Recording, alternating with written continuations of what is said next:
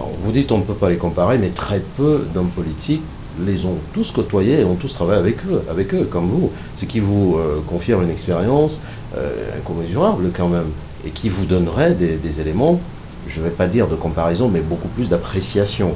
Quand vous observez aujourd'hui le chef de l'État, le regard qu'il a sur l'Afrique et l'impulsion qu'il voudrait donner, vous dites c'est un président moderne qui correspond à son temps. Pensez-vous que cette impulsion soit bénéfique à court terme pour l'ensemble des pays africains, ou du moins les pays francophones? Oui, je pense que progressivement on va s'apercevoir que la France a un rôle utile. Elle n'est pas là pour rejeter les autres investisseurs qui sont en fait le produit de la mondialisation. Il est normal que l'ensemble des grandes puissances aujourd'hui s'intéressent à l'Afrique, la Chine, l'Inde, les pays du Golfe, les États-Unis, l'Europe. C'est normal. Et c'est d'ailleurs un gage de succès pour l'Afrique, qui va bénéficier dans les 20 ans qui viennent de très nombreux investissements venant de diverses sources. Donc nous ne rejetons pas ces partenariats-là pour l'Afrique. Mais ce qu'il faut, c'est que les Africains s'organisent bien, de façon à valoriser leurs propres ressources. Et là, la France peut les aider. Il faut éviter, si vous voulez, de céder trop vite un certain nombre de ressources du sol ou du sous-sol contre tel ou tel petit équipement qui, sur le moment, fait plaisir, mais qui n'a pas la même valeur pérenne que les ressources du sol ou du sous-sol que détient l'Afrique. Et donc, il faut que les Africains gèrent bien, avec intelligence et clairvoyance, Là, vous leur patrimoine. vous faites allusion à la pénétration chinoise en Afrique. Pas seulement, mais je crois que la pénétration chinoise peut être très utile à l'Afrique. Elle va apporter des capitaux, elle va apporter un savoir-faire, mais il faut que les Africains ne tombent pas, si vous voulez, dans un deuxième colonialisme, où ils perdraient tout ce qu'ils ont de durable pour avoir quelques réalisations provisoires. Il faut donc bien gérer ces relations, et c'est faisable. Et là, la France peut apporter, par sa coopération, je pense, des bons conseils. Alors, nous allons revenir au rôle qui est le vôtre au niveau de l'UMP et de chargé de mission auprès de la présidence, auprès du président Sarkozy, de l'Afrique et de l'Union pour la Méditerranée. Vous êtes très impliqué aussi dans le cadre associatif, et notamment dans le cadre de l'UDR, je pense, avec M. Sénégal Doucouré, dont vous êtes avec Mme Simone Veil, l'un des présidents d'honneur. Et on sait quel travail l'UDR fait sur le plan local, je veux dire ici en France, pour accompagner la politique du président Sarkozy, s'il faut le résumer ainsi. En dehors de l'UDR, comment qualifiez-vous les autres groupes associatifs qui existent en France? Dans ceux qui soutiennent l'action du président Sarkozy, il y en a deux principaux. Il y a l'UDR, en effet, que préside Ségadou Touré, qui est un Malien d'origine, mais qui regroupe dans l'UDR des Africains, des Français d'origine africaine de tous les pays d'Afrique francophone, pratiquement depuis les Comores jusqu'au Sénégal, etc. Et puis il y a le CDR aussi, qui est une autre association très importante en faveur des Africains qui participent à l'action du président de la République et qui sont affiliés à l'UMP d'ailleurs, le CDR qui est présidé par Dogat Dogui, qui lui aussi se donne beaucoup de mal, et ces deux associations, j'espère, vont faire entre elles un comité de liaison, car elles ont à peu près les mêmes objectifs. On a l'impression qu'il y a une qui est très populaire et l'autre est très élitiste. Je parle de celle de Dogat Dogui. Non, mais les deux se complètent bien. Je crois qu'on ne peut pas dire ça. Il y a chez Dogat Dogui des éléments qui sont issus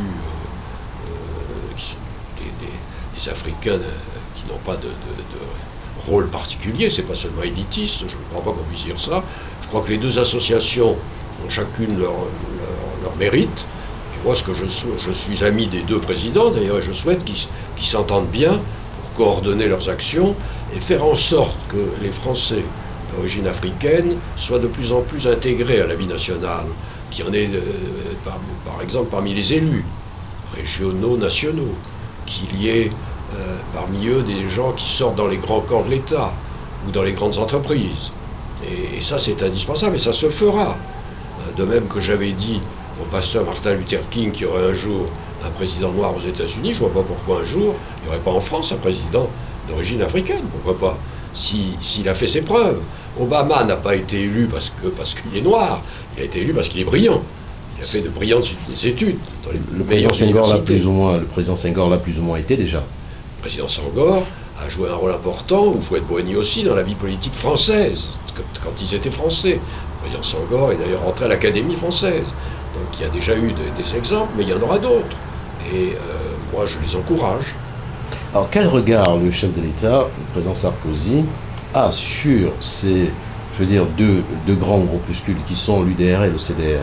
Non, un regard de sympathie. Il les reçoit, il les a vus pendant la campagne électorale présidentielle, et puis après. Et les rapports sont excellents avec les bureaux de ces associations. Le président Sarkozy est très heureux de voir qu'autour de lui se fédèrent des énergies qui viennent un peu de partout. Désolé, je vais arrêter. Et quel regard, au-delà du suivi du chef d'État, quel regard aujourd'hui vous avez sur ces deux structures? Et quels sont les potentiels de développement? Je pense que ces deux organisations se renforcent. Elles séduisent de plus en plus de Français d'origine africaine et elles sont appelées à devenir un peu un creuset d'élite future. Elles aident aussi des gens plus banals. Il n'y aura pas que des élites dans ces associations, naturellement. Et il y aura des futures élites. Et si vous voulez, ce qui est important, c'est que la notion de mérite, qui joue pour tous les Français, doit jouer pour ceux d'origine africaine. Et que ceux qui en ont les qualités doivent émerger dans tous les grands postes de l'État et apparaître comme apportant une contribution fondamentale. Et je pense que ces deux associations ont ce mérite-là. Elles aident des gens qui ont des situations banales, pour lesquelles il faut quelquefois le renouvellement d'un titre de séjour, des choses comme ça. Mais elles aident aussi à préparer de futures élites. Et en cela, elles sont vraiment utiles à l'ensemble du pays. Alors pour revenir à votre expérience africaine, Afrique que vous connaissez depuis une quarantaine d'années, que vous avez suivi de près dans son évolution à la fois sociologique, politique et économique, et l'Afrique d'aujourd'hui, comment vous voyez les deux? Avec optimisme et confiance. Je pense, je vous le disais au début de notre entretien, je pense que l'Afrique a tous les ingrédients aujourd'hui pour avoir un développement très rapide. Elle avait un développement de 5-6% avant la crise. Elle peut atteindre 10-12% pendant un certain nombre d'années. Et à ce moment-là, elle connaîtra la même progression qu'a connue la Chine au cours des 20 dernières années. Et donc l'Afrique est en train de bâtir son avenir avec des nouvelles élites politiques, économiques, qui sont valables, bien formées, et qui sauront utiliser au mieux les ressources du continent, mais aussi, je dirais, la force vitale, l'énergie qu'il y a chez les Noirs. Il y a une force vitale exceptionnelle. Il faut l'utiliser à plein pour le développement de l'ensemble de l'Afrique. Je pense qu'on est en train de préparer les conditions. Il faut simplement que l'organisation africaine permette aux groupements qui existent de se renforcer, d'être de plus en plus présents, d'attirer les investisseurs, de régler les problèmes de santé, d'éducation, etc. Et tout ça va se faire. Et si je peux y contribuer, je le ferai avec beaucoup d'enthousiasme. Alors depuis que vous êtes conseiller du chef d'État, je présume que vous recevez beaucoup de monde venant d'Afrique. Quelles sont les demandes principales? Si vous voulez, je ne suis pas chargé de la politique africaine.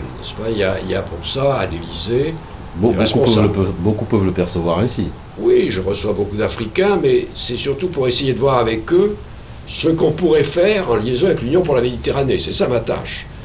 Bon, les autres, je les oriente vers les responsables de la cellule africaine du président de la République ou vers le ministre de la Coopération, le ministre des Affaires étrangères. Moi, mon rôle n'est pas de définir la politique africaine, d'aider à cette définition auprès du président, c'est de faire la symbiose entre l'Union africaine et l'Union pour la Méditerranée. Et à ce